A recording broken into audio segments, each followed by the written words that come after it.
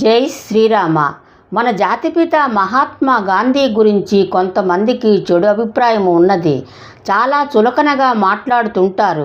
గాంధీ అంటే కొంతమందికి ఇష్టము ఉన్నా లేకపోయినా ఆగస్టు 15వ తారీఖున గాంధీకి పూలమాల వేయవలసిందే, జెండా ఎగురవేయవలసిందే. సృష్టి ఉన్నంత వరకు డబ్బు నోట్ల మీద గాంధీ ఫోటో ఉండవలసిందే. ఎందుకంటే గాంధీ అవతార పురుషుడు. బ్రిటిష్ వారి పరిపాలన నుండి మన భారతీయులను కాపాడాలని మొట్టమొదట ఆలోచన కలిగినవాడు మన గాంధీకే.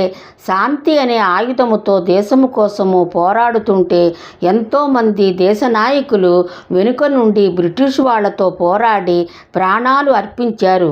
గాంధీ అందరిలాగా ఆడంబరముగా ఉండడు. కద్దరు పంచి కట్టుకొని భుజము మీద తువ్వాలు వేసుకొని బ్రిటిష్ వాళ్లతో పోరాడెను. గాంధీకి రూపు లేదు, పళ్ళు లేవు, అయినా తెల్లదొరలతో పోరాడెను. గాంధీ స్వాతంత్రము తెచ్చిన తరువాత ఇనుపగుండ్లకు బలి అయ్యను. శ్రీ వీరబ్రహ్మం గారి శిష్యుడు ముస్లిం మతస్థుడు సిద్ధయ్య గురుభక్తికి శ్రీ వీరబ్రహ్మం గారు మెచ్చి, నీవు మరుజన్మలో వైశ్యకులములో గ్రంథివారింట జన్మిస్తావు, అన్ని దేశములు వారు నిన్ను గౌరవిస్తారు అని శ్రీ వీరబ్రహ్మం గారు దీవించెను. అందుకే జాతిపిత మహాత్మా గాంధీ అంత పేరు. జై శ్రీరామ. మన జాతీయ జెండా శ్రీ పెంగళి వెంకయ్య గారి వలన వచ్చింది.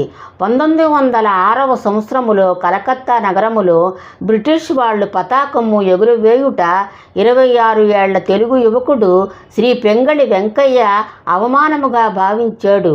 అయితే 1916లో మన జాతీయ పతాకానికి రూపకల్పన చేయాలని శ్రీ పెంగళి వెంకయ్య గట్టిగా కృషి చేసి 3 గంటల్లో త్రివర్ణ పతాకము రూపొందించి జెండాలో పైన ఎరుపు, మధ్యన తెలుపు, క్రింద ఆకుపచ్చ, మధ్యన రాట్నము చిత్రించి గాంధీకి అందజేశారు శ్రీ పెంగళి వెంకయ్య.